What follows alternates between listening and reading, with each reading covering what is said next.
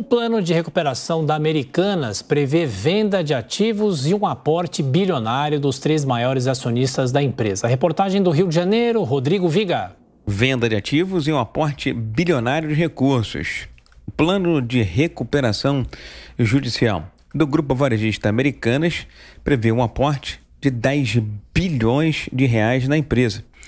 Esse investimento será feito pelos 3 principais acionistas da companhia, chamados acionistas de referência: Beto Sicupira, Marcel Teles e Jorge Paulo Lema. Antes desse plano ser finalizado, falou-se até no montante ainda maior, na casa de 12 bilhões de reais. A venda de ativos, também segundo fontes, é uma realidade deste plano de recuperação judicial. Empresas como Hortifruti Natural da Terra, Unicor, que reúne marcas como Imaginarium, Puckett e Love Brands, e a participação na Vem Conveniência, uma joint venture com a Vibra, ex-BR Distribuidora, fariam parte desse plano de recuperação judicial, segundo as fontes. O plano abre também a possibilidade de converter a dívida em ações, com um limite de 10 bilhões de reais. Outra hipótese, a realização de um leilão reverso até o limite de 2 bilhões e 500 milhões de reais.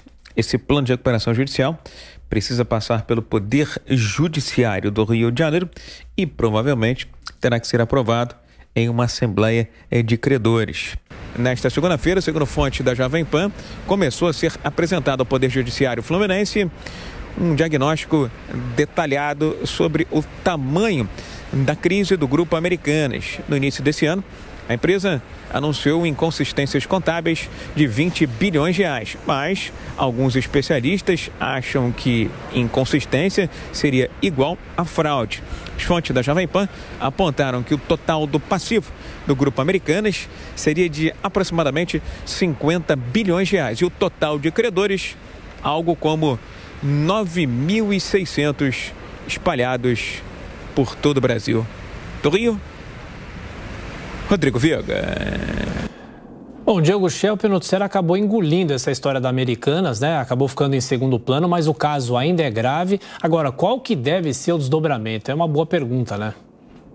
Exatamente, Tiago. Evidentemente que existiu uma pressão muito grande sobre os 3 maiores controladores do Grupo Americanas, justamente porque, apesar deles terem se desfeito de muitos papéis no último ano, eles continuavam sendo maiores acionistas e suspeita-se, né, existe a acusação de que eles deveriam saber do que estava acontecendo com a contabilidade da empresa e, obviamente, estavam sendo pressionados para colocar dinheiro. Então, essa injeção, esse anúncio de uma injeção de 10 bilhões que vai ser colocado para amortizar a dívida, também a venda de avião, venda também das ações na participação de outros grupos, como Natural da Terra, tudo isso para amortizar a dívida. Eles esperam, depois da reestruturação, chegar aí a ficar com uma dívida de 4,9 bilhões, mais ou menos. É uma situação bastante complicada e é um reflexo, né? Acabou se refletindo e voltando as atenções para outros grupos de varejo grandes que também estão sofrendo muito atualmente com o cenário